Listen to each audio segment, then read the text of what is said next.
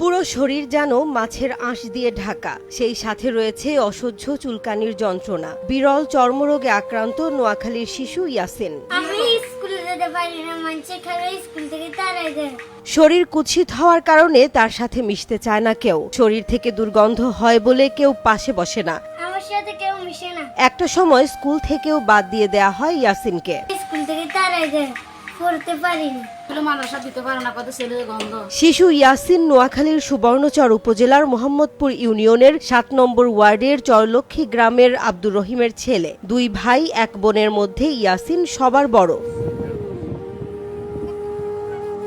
ইয়াসিনের বাবা একজন দিনমজুর। নদী ভাঙনে ঘরবাড়ি হারিয়ে স্ত্রী ও ৩ সন্তান নিয়ে বর্তমানে আব্দুর রহিম রয়েছেন তার বোনের বাড়িতে।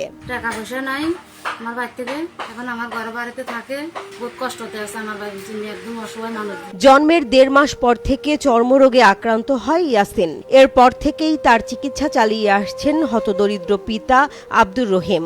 নদী ভেঙে ঘর বেশিও চিকিৎসা করছি, এখন আমি চেষ্টা করবার মতন আমার কাছে কিছু নাই। নদী ভাঙার পর থেকে এখন আর চিকিৎসা করতে পারতেছি না। ইয়াসিনকে ভারতে নিয়ে চিকিৎসা করলে ভালো হওয়ার সম্ভাবনা রয়েছে বলে জানিয়েছেন চিকিৎসক, কিন্তু ভারতে নিয়ে চিকিৎসা করানোর সামর্থ্য নেই ইয়াসিনের দরিদ্র বাবার। আমার হাজবেন্ডে কৃষি কাজ করে, দিন মজুরি কিনে আনি দিনে খায়, পেটে দিবে নাকি বাচ্চা চিকিৎসা চালাবে। যেখানে স্ত্রী সন্তানদের মুখে দুবেলা দুমুঠো ভাত তুলে দিতে হিমশিম খেতে হয় দিনমজুর আব্দুর রহিমের, সেখানে ছেলে ইয়াসিনের ব্যয়বহুল চিকিৎসার খরচ জোগানো তার পক্ষে সম্ভব নয়। ইন্ডিয়া নেওয়ার মতন সে সামর্থ্য নাই যে আমি ইন্ডিয়া নিয়ে যে ছেলেটাকে ভালো করতে পারি। ভারতে নিয়ে চিকিৎসা করাতে প্রায় ৪ থেকে ৫ লাখ টাকার প্রয়োজন। তাই দেশ ও প্রবাসের বিত্তবানদের কাছে সহযোগিতা চেয়েছেন শিশু ইয়াসিন ও তার পরিবার।